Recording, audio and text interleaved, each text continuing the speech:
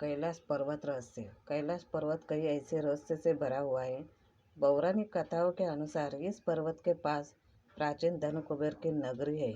मान्यता तो यही भी है कि जो व्यक्ति अपने जीवन में अच्छे कर्म और पुण्य को करता है, मृत्यु के बाद उसकी आत्मा को कैलाश पर्वत पर स्थान प्राप्त होता है। भगवान शिव के निवास स्थान कैलाश पर्वत के पास स्थित है। कैलाश मानसरोवर ये अद्भुत स्थान रहस्यों से भरा है। शिव पुराण, स्कंद पुराण, मत्स्य पुराण आदि में कैलाश खंड नाम से अलग ही अध्याय है, जहाँ कैलाश पर्वत की महिमा का महत्व बताया गया है। पौराणिक ग्रंथों के अनुसार इसी के पास कुबेर की नगरी है। यहीं से भगवान विष्णु के कर कमलों से निकलकर गंगा कैलाश पर्वत की चोटी पर गिरती है, जहाँ प्रभु शिव उन्हें अपनी जटाओं में भर कर धरती में निर्मल धारा के रूप में प्रवाहित करते हैं। कैलाश पर्वत के ऊपर स्वर्ग और नीचे मृत्युलोक है। जानते हैं इसके कई रहस्यों के बारे में। धरती के एक तरफ से उत्तरी ध्रुव तो दूसरी तरफ से दक्षिणी ध्रुव है।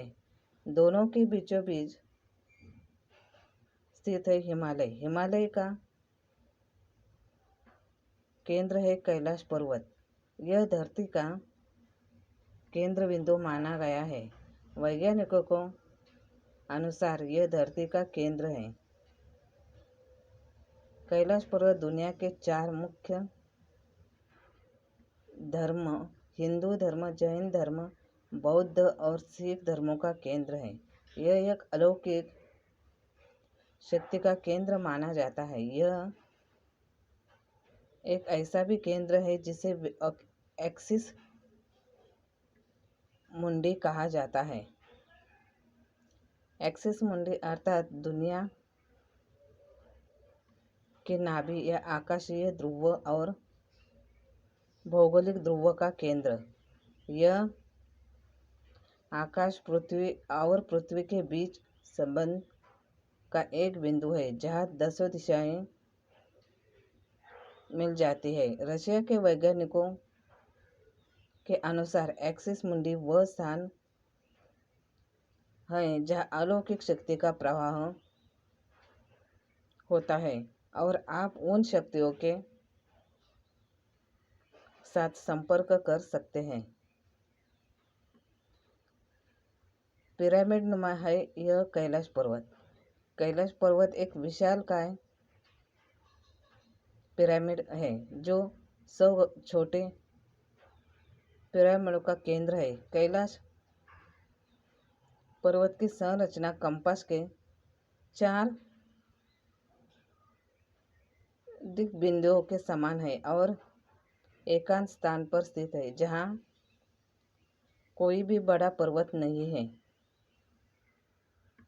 कैलाश पर्वत पर चढ़ सकता है, परंतु 11वीं सदी में एक तिब्बत बौद्ध योगी मिलारापा ने इस पर चढ़ाई की थी। रशिया के वैज्ञानिकों की यह रिपोर्ट यूएन स्पेशियल मैगजीन के 2004 के जनवरी अंक में प्रकाशित हुई थी। हालांकि मिलारापा ने इस बारे में कभी कुछ नहीं कहा, इसलिए यह भी एक रहस्य है। यहाँ 2 रहस्यमय सरोवर हैं। पहला मानसरोवर जो दुनिया की शुद्ध पानी की उच्चतम झीलों में से एक है और जिसका आकार सूर्य के समान है। दूसरा राक्षस नामक झील जो दुनिया की खारे पानी की उच्चतम झीलों में से एक है और जिसका आकार चंद्र के समान है। ये दोनों झीलों सौर और चंद्र बल को प्रदर्शित करते हैं, जिसका संबंध सकारात्मक और नकारात्मक ऊर्जा से है। जब दक्षिण से देखते हैं तो एक स्वस्तिक चिन्ह वास्तव में दिखा जा सकता है। यह अभी एक रहस्य है कि ये झीलें प्राकृतिक तौर पर निर्मित हुई या कि ऐसा इन्हें बनाया गया है। इसी पर्वत से सभी नदियों का उद्गम होता है। इस पर्वत की कैलाश पर्वत की 4 दिशाओं में से 4 नदियों का उद्गम होता है। ब्रह्मपुत्रा, सिंधु, सतलज व कर्णाली। इन नदियों से ही गंगा, सरस्वती सहित चीन की अन्य नदियाँ भी निकली है। कैलाश पर्वत के चारों दिशाओं में विभिन्न जानवरों के मुख है, जिनमें से नदियों का उद्गम होता है। जैसे कि पूर्व में अश्वमुख है, पश्चिम में हाथी का मुख है, उत्तर में सिंह का मुख है और दक्षिण में मोर का मुख है। सिर्फ पुण्यात्मा ही निवास कर सकती है, ऐसा माना जाता है। यहाँ पुण्यात्मा ही रह सकती है। कैलाश पर्वत और उसके आसपास के वातावरण पर अध्ययन कर चुके रशिया के वैज्ञानिकों ने जब तिब्बत के मंदिरों में धर्मगुरुओं से मुलाकात की तो उन्होंने बताया कि कैलाश पर्वत के चारों ओर एक अलौकिक शक्ति का प्रवाह है, जिसमें तपस्वी आज भी आध्यात्मिक गुरुओं के साथ टेलीपैथिक संपर्क करते हैं। यति मानव का रहस्य है, ऐसा कहा जाता है। हिमालय वासियों का कहना है कि हिमालय पर यति मानव रहता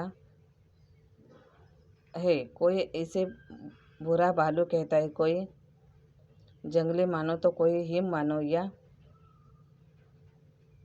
धारणा प्रचलित है कि यह लोगों को मारकर खाया जाता है। कुछ वैज्ञानिक इसे निडर स्थल मानव मानते हैं।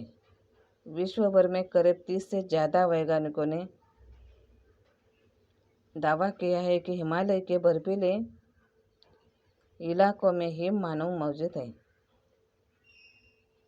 कस्तूरी मृग का स्थान है। यही दुनिया का सबसे दुर्लभ मृग है। कस्तूरी मृग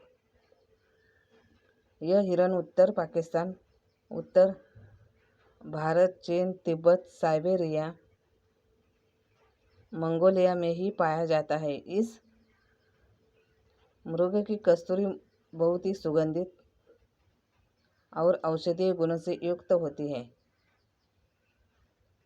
जो उसके शरीर के पिछले हिस्से की नाभि में एक पदार्थ के रूप में होती है। कस्तूरी मृग की कस्तूरी दुनिया में सबसे महंगे पशु उत्पादनों में से एक है।